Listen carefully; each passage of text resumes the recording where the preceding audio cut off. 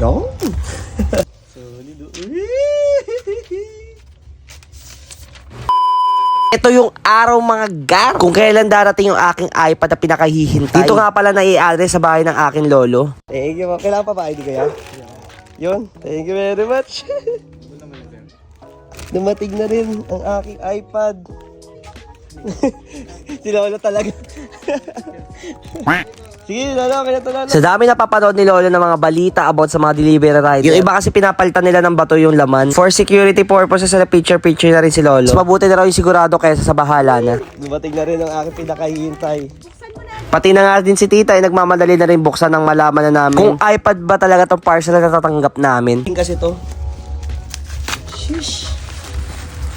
Tama ba yung binigay ka? Tama to. Ayan, ayan. Grabe yung nakakatawa dahil nga iPad nga ang natanggap ko. Yo. Pang-edit talaga to. Ayan.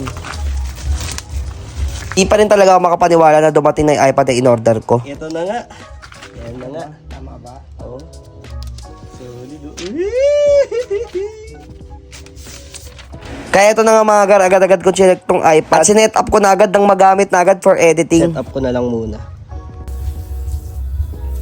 Signing in na yung aking new iPad. Yun lang mga gar, simpleng video lang naman to. Natutuwa lang din kasi ako mga gar dahil ako kompleto na rin yung aking mga kagamitan pang editing. Paano ba yan mga gar? Salamat sa panonood!